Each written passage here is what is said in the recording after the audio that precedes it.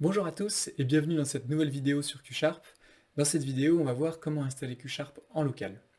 Et ça va être un petit peu plus pratique que ce qu'on avait fait jusqu'à présent avec Q Sharp en ligne.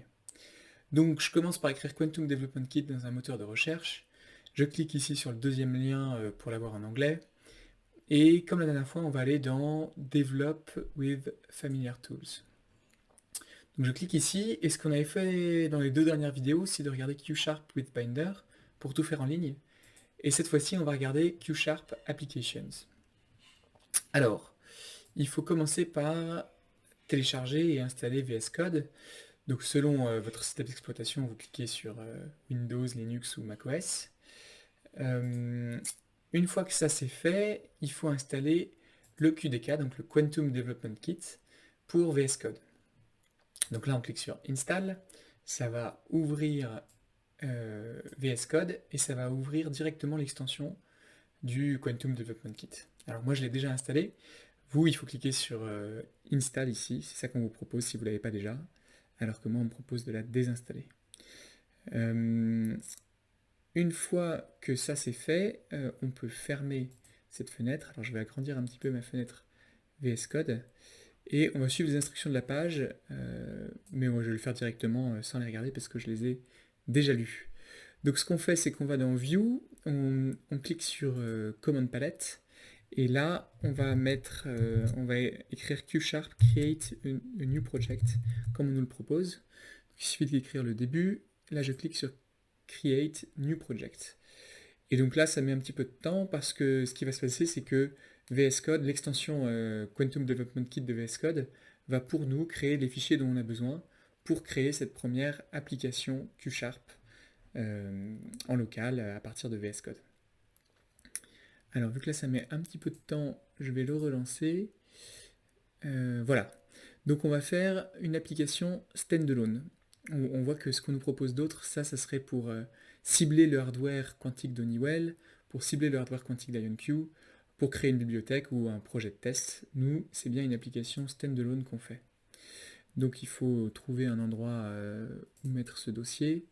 Alors moi je vais aller sur le bureau et puis je vais appeler ça Quantum App puisque c'est une application Q Sharp qu'on fait. Et voilà, et là on me propose d'ouvrir ce projet et je clique dessus parce que oui j'ai envie d'ouvrir ce projet. Donc là ce qu'on voit c'est que ont déjà été créés pour nous deux fichiers. Le fichier programme.qsharp qui est celui qu'on va le plus regarder. Donc alors là on nous propose de faire des choses mais on va refuser. Et alors dans ce programme, le centre c'est cette opération qu'on a déjà vu, donc c'est juste un Hello World. Entry point, ça c'est une commande nouvelle, ça dit à l'application que c'est par là qu'il faut commencer d'exécuter le programme. Et puis là on voit qu'il y a des namespaces dont on a besoin qui sont ouverts. Par exemple le namespace intrinsic, on en a besoin pour la fonction message, comme on voit ici quand je passe la souris dessus, on voit que la fonction message elle est définie dans le namespace intrinsic. Alors, ce qu'on peut faire, bon, on peut déjà directement l'exécuter comme ça. Donc on va chercher un terminal, donc view, terminal, il est là. Et puis pour exécuter l'application, il faut que j'écrive .NET Run. Donc c'est ce que je fais, j'appuie sur Entrée, et là ça va compiler le programme Q Sharp, et normalement ça devrait afficher Hello Quantum World, puisque c'est le message qu'on est censé afficher. Et voilà, ça a affiché Hello Quantum World.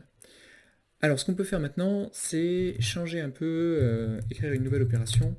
Donc ce qu'on va faire, c'est qu'on va écrire une opération qui est dit hello à quelqu'un, comme on avait fait dans la première vidéo.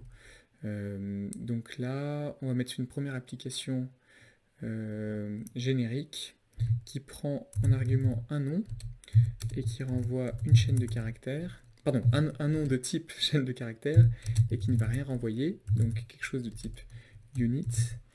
Et puis ce que fait cette opération, c'est qu'elle affiche le message, elle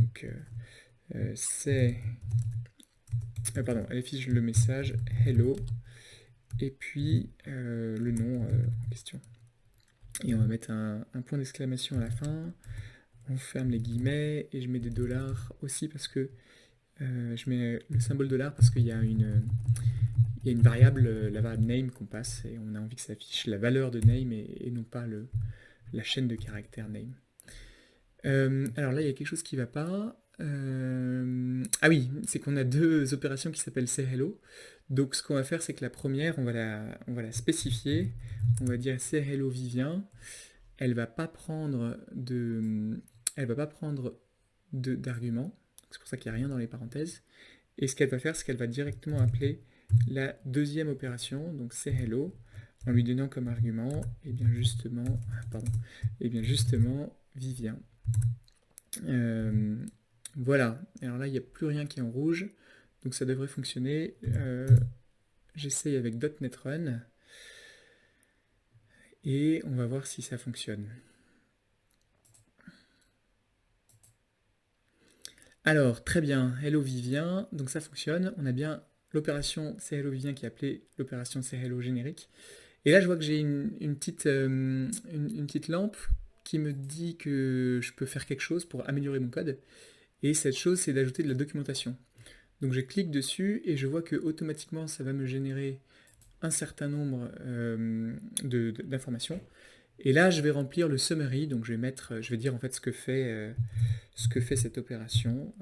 Donc says hello to the given name. Voilà. Et alors une fois qu'on a fait ça, ce qui est pratique, c'est que quand on passe la souris au-dessus de sayHello, quelque part, n'importe quel autre endroit dans le code, eh bien on voit qu'il y a cette documentation qui apparaît dans l'encadré sayHello to the given name. Et puis on peut aussi appuyer sur la touche CTRL et cliquer, et là ça va nous ramener directement à l'endroit où est définie cette opération sayHello.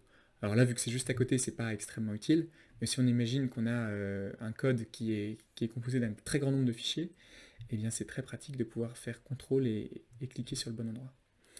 Voilà, ça conclut cette vidéo. Ça permet, on a vu comment créer une application Q# entièrement en local, après avoir installé VS Code et avoir installé l'extension du QDK pour VS Code. Donc le QDK, le Quantum Development Kit. Merci pour votre attention et à bientôt.